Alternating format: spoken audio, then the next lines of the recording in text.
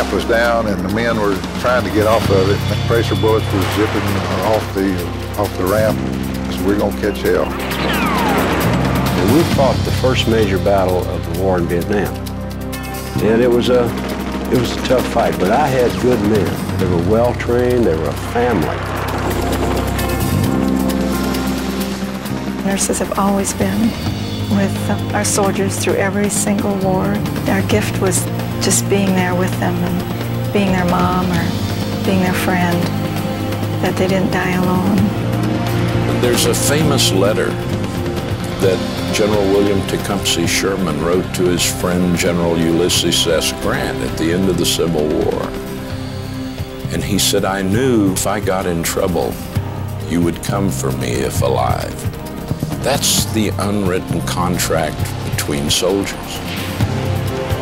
It takes a lot of grit to be a soldier's wife. It can be a wonderful, wonderful adventure, but you also must realize that it can be a terrible tragedy. Soldiers don't want to die, but they're willing to die. They're willing to give up everything they care about. They're willing to give up a full life, friends, the opportunity to be a parent, the opportunity to have love in their life. They're willing to do all of that. They do it for one another. When you raise your right hand, you swear to uphold the Constitution of the United States and defend the United States against all enemies, foreign and domestic.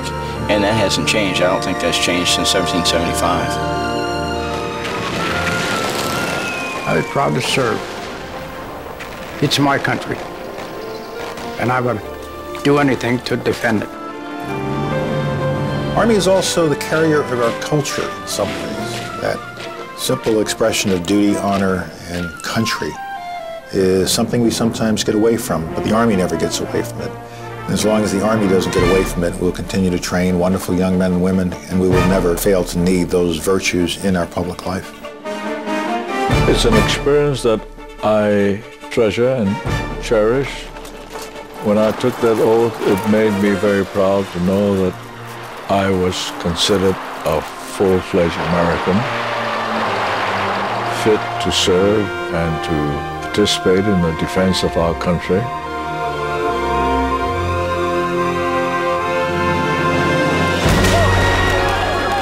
It's not your normal 9 to 5. I mean, you know that at any time you can be called upon to go somewhere and do a job, you know, a job that a lot of people don't want to do, you know, and you're doing that job so that others can enjoy the freedoms of our country.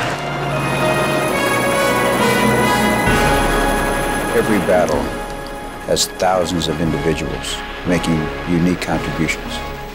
We need a facility that can capture and tell those stories about those ordinary people doing extraordinary things for history and for the American people.